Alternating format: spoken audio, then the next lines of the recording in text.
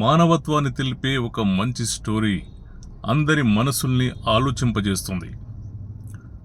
పొట్టకూటి కోసం సౌదీకి వెళ్ళిన రహీం 34 కోట్ల రూపాయల క్షమదానం పే చేసి తిరిగి ఇంటికి రావాల్సి వచ్చిన ఒక యథార్థ ఘటన.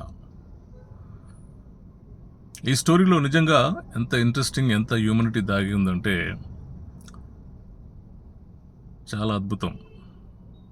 అంటే యూనిటీ ఎలా ఉంటుంది, ఒక సమాజం మేల్కొంటే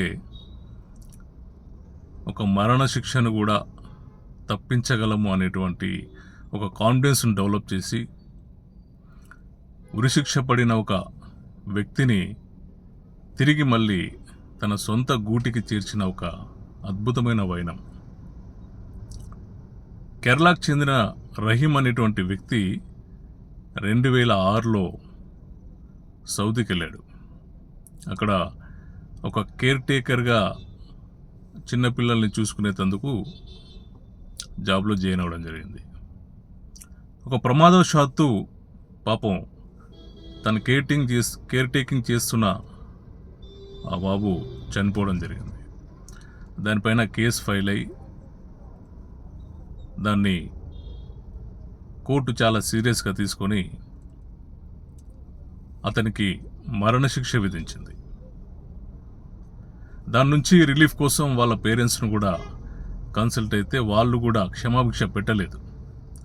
ఖచ్చితంగా అతనికి మరణశిక్ష విధించాల్సిందే అని చెప్పేసి 2006లో ఇన్సిడెంట్ జరిగితే అతన్ని ప్రిజనరీ చేశారు. దాదాపుగా ఆయన 20 ఏండ్లు జైల్లోనే ఉన్నాడు. 2018లో ఆయనకి కోర్టు మరణశిక్ష అనేది డిసైడ్ చేసింది. 18 to 60 అంటే 8 years. 2006లో జైలుకి వెళ్తే 2026లో బయటకు వచ్చాడు. అంటే 20 ఏళ్ళు తను జైల్లో గడిపాడు.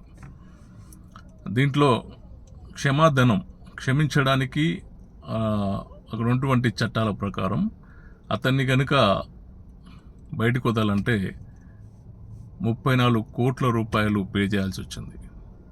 దానికి అతను ఒక సామాన్య వ్యక్తి, కడు పేదవాడు, ఏదో బతుకుదెరువుగా అక్కడికి వెళ్ళాడు. అంత డబ్బుని ఎలా చేస్తాడు, ఎలా తను అరేంజ్ చేయగలుగుతాడు? దానికి కేరళ నిజంగా గ్రేట్.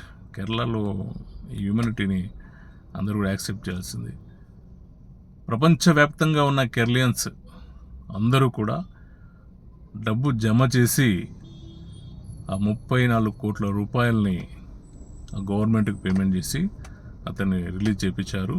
Really hands up. అతను నిన్ననే ఈద్ ఫెస్టివల్ రోజే అతను తన ఇంటికి చేరుకోవడం నిజంగా అక్కడ వాళ్ళందరూ కూడా చాలా హ్యాపీగా ఫీల్ అయ్యారు.